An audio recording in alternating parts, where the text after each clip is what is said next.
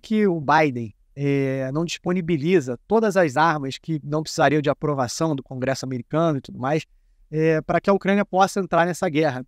E eu estou emendando isso com essa pergunta, porque se a Rússia tiver que enfrentar essas armas americanas na Ucrânia, nessas condições, ele talvez não tivesse como se preocupar com esses outros países e talvez nem conseguisse dar esse passo. Você acredita nisso? Se o Biden fizer isso, ele pode provocar a Rússia num jeito que pode levar a Rússia a usar uma força muito maior. E a preocupação é dar uma resposta controlada dentro do possível. Nenhum dos mísseis e armamentos de longo alcance que foi dado para a Ucrânia foi permitido. Demorou-se muito para dar essas armas. E quando foi dada, não foi permitido que a Ucrânia usasse isso indiscriminadamente. O que seria isso? A Ucrânia não poderia lançar mísseis de longo alcance no território russo.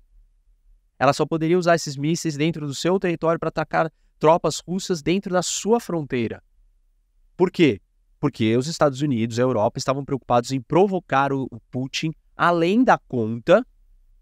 O argumento que as pessoas ficam usando, mas e aí, não provocaram o Putin porque trouxeram a Ucrânia para perto?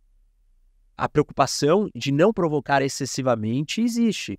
Tanto que os acordos do fornecimento dessas armas foi assinado para que a Ucrânia não pudesse lançar essas armas dentro do território russo.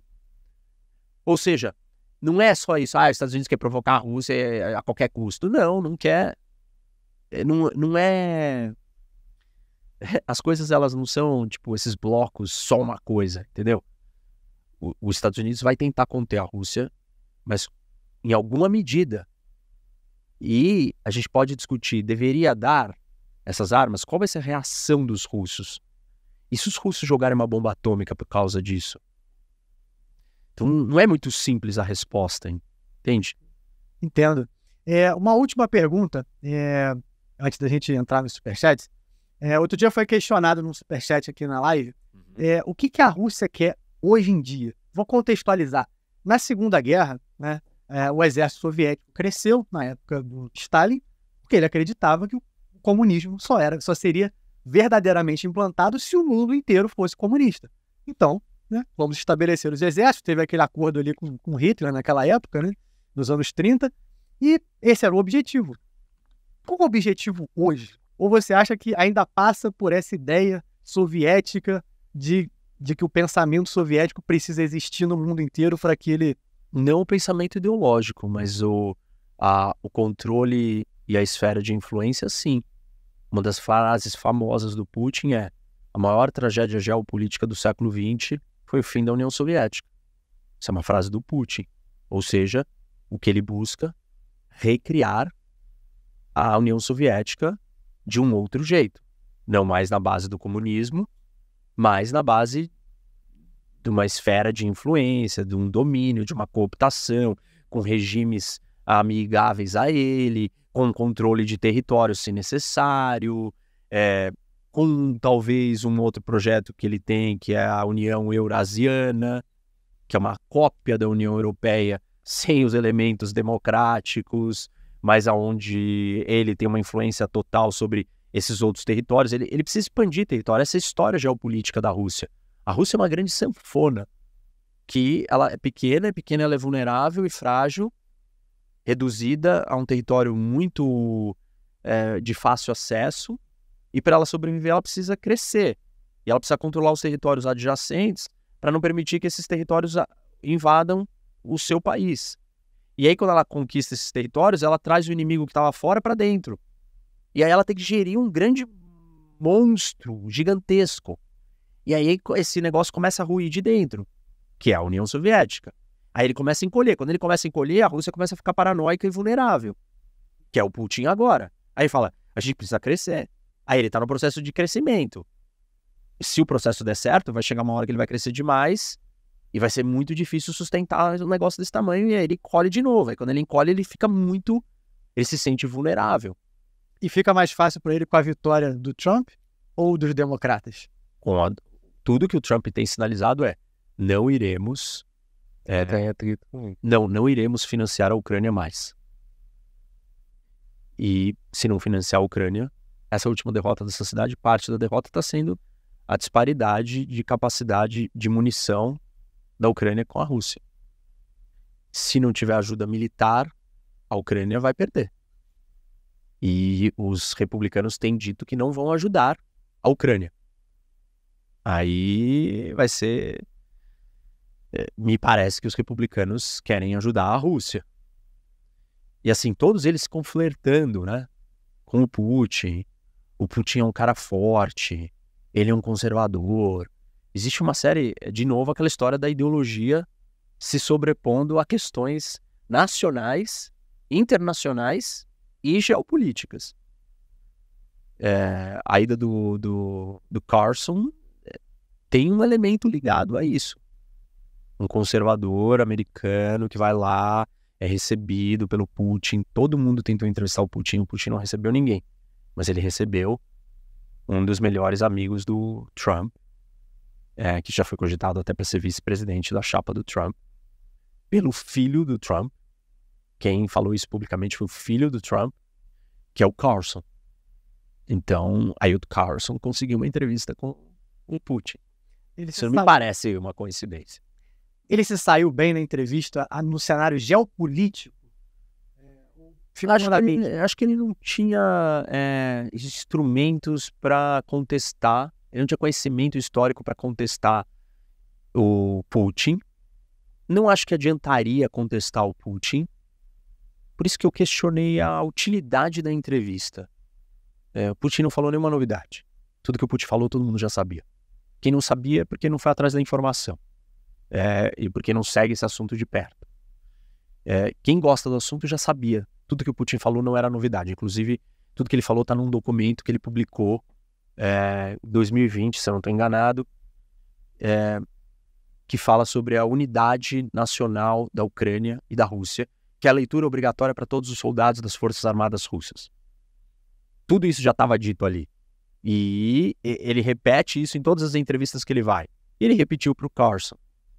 Assim, eu não vi uma utilidade, achei que o Carson ia conseguir extrair alguma outra coisa, não conseguiu, não confrontou quando devia. A única parte que eu achei que ele foi mais enfático e duro foi na questão do jornalista do Wall Street Journal que está preso na Rússia. Mas aí talvez porque ele olhou e sentiu uma... Ele também é jornalista. Isso, ele ficou assim, nossa, cara, tipo, o que tem a ver ele prender o jornalista? Vai que esse cara resolve me prender aqui também, né? E aí ele foi mais duro, ele foi mais... Achei que essa parte ele foi bem. Mas o resto, assim, achei que não trouxe grandes novidades. Mas ele foi referendado, né? Ele não seria preso, né? Não. Não, senão ele não iria pra lá. Vamos lá, mano, volta. Qual o próximo? O Jordan Oliveira, ele fala aqui, ó, professor Roque, em um cenário de guerra nuclear, a China tendo mais bombas do que os Estados Unidos teria o porte também de neutralizar a China e, por contramedida, a Rússia também? Seriam dois conflitos, é isso? Duas frentes? Os Estados Unidos tendo que lutar essa guerra aí nuclear contra a Rússia e China ao mesmo tempo. Não, isso traz um... Putz, é que esse assunto é muito difícil. Eu não vou conseguir expor isso agora aqui. Eu já falei sobre isso, mas assim, é o que a gente chama de tripolaridade nuclear. Toda a lógica da estratégia nuclear foi construída em cima de um único adversário. Então você tem 1000 armas, bombas atômicas, quantas eu tenho que ter? 1000. Ou 1001. Sim. Se eu tenho 999, você pode lançar 999, destruir as minhas 999, você vai ter uma, e aí você pode virar para mim, e agora? E aí eu não tenho mais nada, eu me entrego e me rendo. Quando eu tenho uma outra potência que tem mais 1000, quantas eu tenho que ter? 2000. Só que aí a gente começa a entrar em vários outros problemas estratégicos de uma espécie de teoria dos jogos, quase, de cada uma das decisões e o uso dessas bombas. Isso não é uma realidade ainda. A China decidiu ampliar o seu arsenal nuclear em níveis equiparáveis aos Estados Unidos e à Rússia. Até então você só tinha 2 superpotências nucleares, que eram os Estados Unidos e a Rússia, e agora você tem a China numa corrida insana para ter um arsenal gigantesco. Isso está suscitando muitas análises e muita discussão e está sendo formatado um novo campo de estudos sobre o que seria uma realidade tripolar nuclear. E várias estratégias estão sendo discutidas e desenhadas, e é uma das frentes do pensamento estratégico militar hoje no mundo. São as pessoas estudando como é que funcionaria essa realidade. E ela é bem mais complicada. Assim, ainda vou fazer... Estou pensando em fazer uma aula só sobre isso, mas é um assunto muito denso, assim, tipo, sei lá, é difícil trazer esse negócio de um jeito palpável. Mas aí, pegando o raciocínio dele, ele colocou um cenário onde Rússia e China unindo força contra os Estados Unidos, né? Aí os Estados Unidos ficaria nesse... Os Estados Unidos, ele estava preparado para lutar 2 frentes até poucos anos atrás.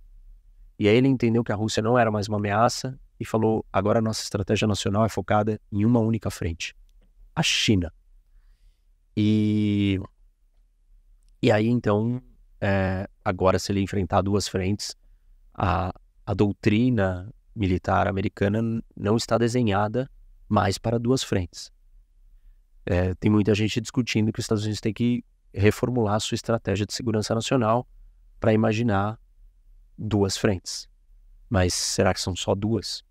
Sim. Tipo, o que a Coreia do Norte vai fazer num cenário desses? E se o Irã adquirir uma bomba atômica no meio desse caminho, nos próximos anos? Ou no próximo ano? Aí você está lidando com 4 frentes atômicas.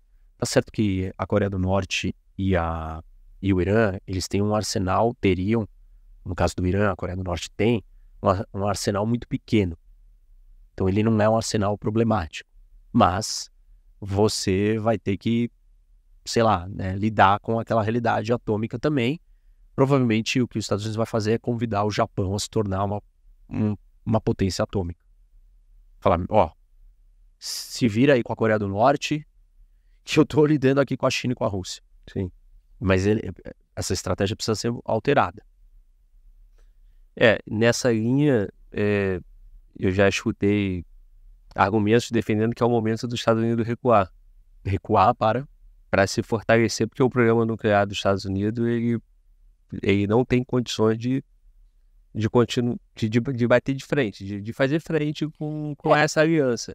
Então, é que é uma discussão hipotética. Ela não pode se tornar factual, porque senão é o fim do mundo. Sim. Se nós estamos falando de, tipo, a Rússia lançar 5.000 bombas, os Estados Unidos lançar, sei lá, 3.000 bombas, e a China lançar 1.000 bombas, o mundo já acabou faz tempo. Eu acho que quando a gente chega nesse tamanho, nesse porte de discussão, ela é uma discussão conceitual, estratégica, teórica, e não prática. Então, não sei se os Estados Unidos precisa realmente ter a capacidade de... as bombas... Ele tem que ter a bomba. Tipo, quem sabe se as bombas russas também funcionam. Ele não precisa ter a soma dos potenciais inimigos dele. Ele vai ter que dizer que ele fabricou, e ele vai ter que ter fabricado, e vai ter que ter elas guardadas para que o outro consiga acessar que ele tem esse número, para você atingir um equilíbrio, uma paridade de terror. Sim. De medo, né? Sim.